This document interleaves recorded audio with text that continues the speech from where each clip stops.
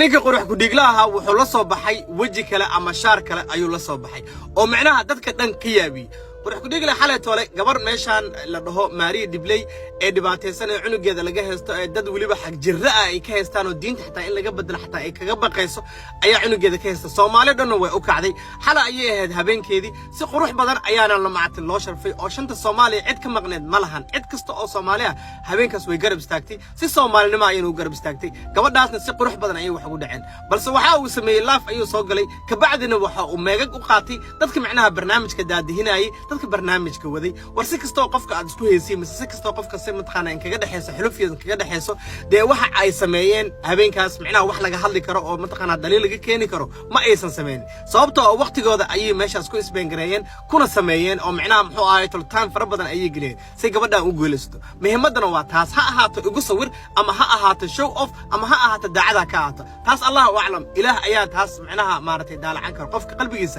adigu kuma jirtid macnaha ma wanaagsano in aad cadeefad hadashid ama ma taqaana ma sid cuqdadaysan aad u hadashid ma wanaagsano muhiimadda waxay ahayd gabadhaas in la caawiyo mid kale waxa tiri waa reer gooniya gabar looga caawiya gabadhaas gabar Soomaali ahayd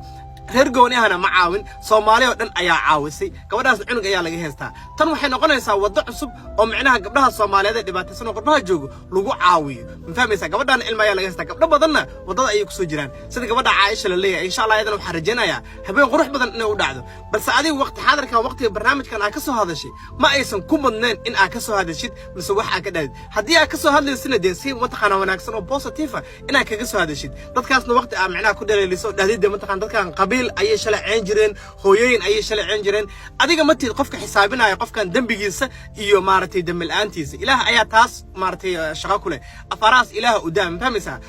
markay ay noqoto qabiil markay ay noqoto oo qof kale qabiil ku cusriyeenayo adaa ka soo hadashid waa wax wanaagsan laakiin qofkan asagoo qabiil la taarifo marka uu yahay oo qof kale caawinayo oo Soomaali ahaan u caawinayo de uu noqon karaa qofka shakhsiga uu noqon karaa fahmaysaa bil aadanka waa ay qaldamaan waa ay wanaagsanaadaan bil aadanka qaladna way sameeyaan saxna waa ay sameeyaan markay qalad sameeyaan qalad ayay sameeyaan qaladkaas oo ku qabsan kartaa laakiin markay sax sameeyaan sax ma sameeyaan laakiin ma dhigi kartid qofkan dhiiqaysta ayuu ahaa oo waxna ayuu sameeyay jiray hadda wax wanaagsan ma sameyn karo